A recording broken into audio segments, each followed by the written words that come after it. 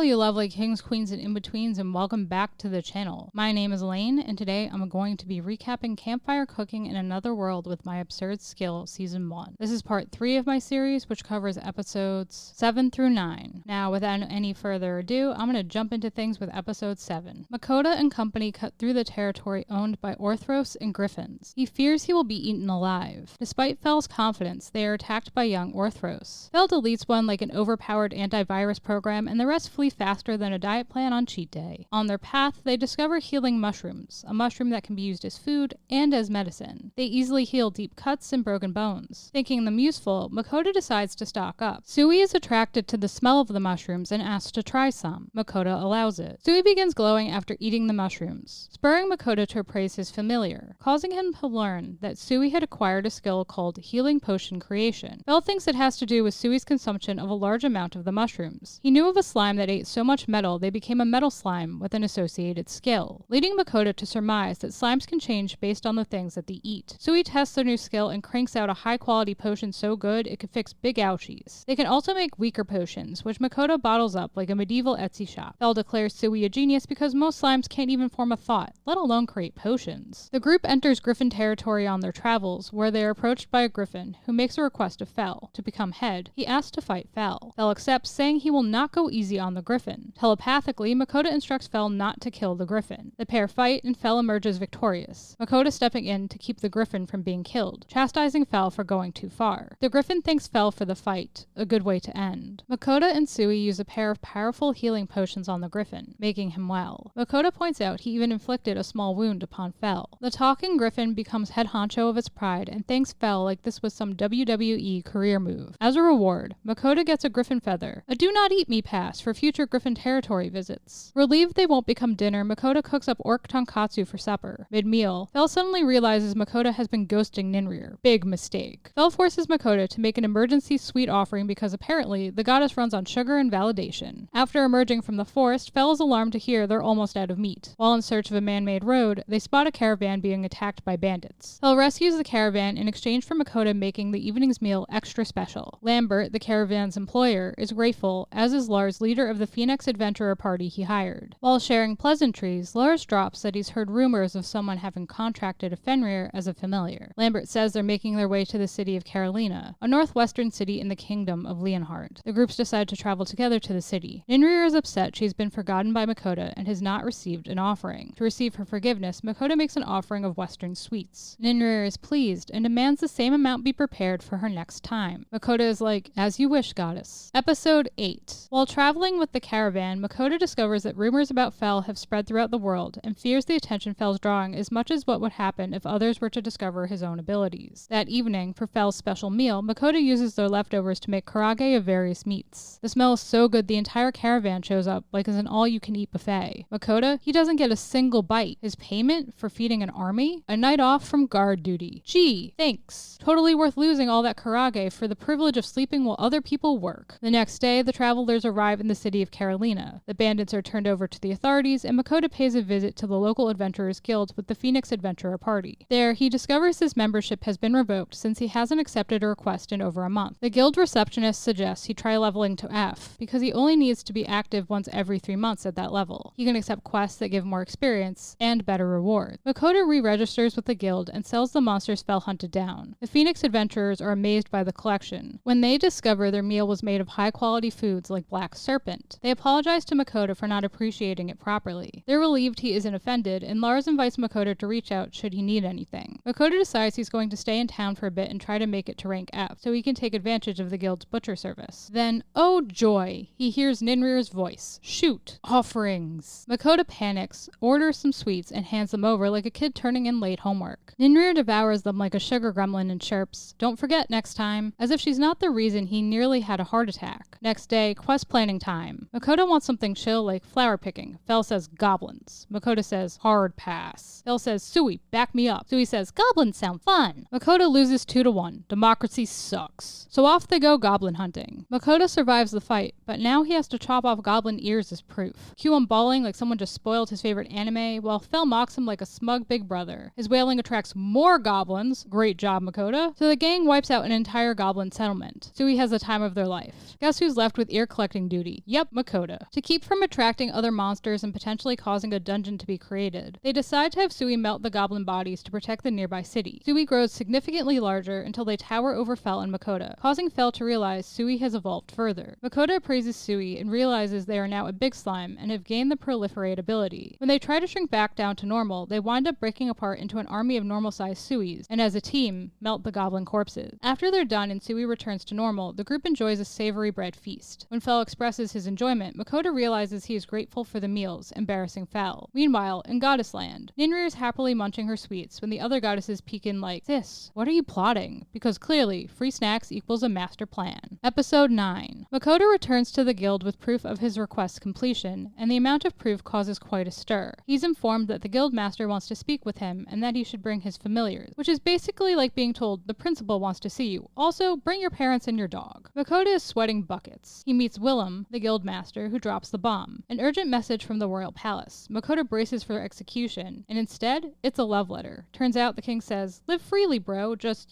be there if the kingdom goes kaboom." Mukouda is pleased by the thought of his newfound freedom. In exchange for bumping Mukouda's rank to C, Willem asks that Fel complete a few quests on his behalf. Before they set out, Mukouda asks for a few more monsters Fel hunted down to be butchered, like a chimera and an orthros, and Willem tells the butcher, Johan, to keep things quiet. They're told to return the following day for Mukouda's C-rank guild card. With Sui's help, Mukouda prepares Rockbird Bambanji and Rockbird and Pepper stir-fry. The next day, Mukouda returns for a shiny new C-rank card, which comes with the thrilling perk of taking one quest every 6 months. Truly a lifestyle upgrade. Then he gets paid for the monsters, the total 1,946 gold coins. That's not just guild record breaking, it's buy the entire tavern and rename it after your slime money. And that's without the chimera and orthros. Mukouda realizes he's sitting on over 2,000 gold and briefly contemplates starting a hedge fund. Mukouda gets his new guild assignments, hunt a metal lizard and a pack of bloody horn bulls. Translation: go fight something with built-in armor and then take on a herd of murder cows. They are asked to pursue the metal lizard first. Before setting out on their hunt, Mukouda and company visit Lambert's shop, where he picks out a new bag to carry Sui in, a belt with a sheath for his knife, a purse, and new boots. Lambert gives them to Mukouda for free for saving his life and feeding him such wonderful, high-quality food. Since Lambert is a merchant dealing primarily in leather goods, he asks to buy skins from Mukouda in the future, especially those belonging to serpent-type monsters. Mukouda agrees. Mukouda makes karage for dinner, enough to stuff both of his familiars and also feed himself with some leftover for snacks. Ninri enjoys her latest offering from Mukouda, but resents him saying she may gain weight if she continues to eat too many sweets. The other goddesses are intrigued by the sight of her and the food from another world. And there you have it, my recap of Campfire Cooking in Another World with My Absurd Skill, Part 3. Catch you next time for the final episode.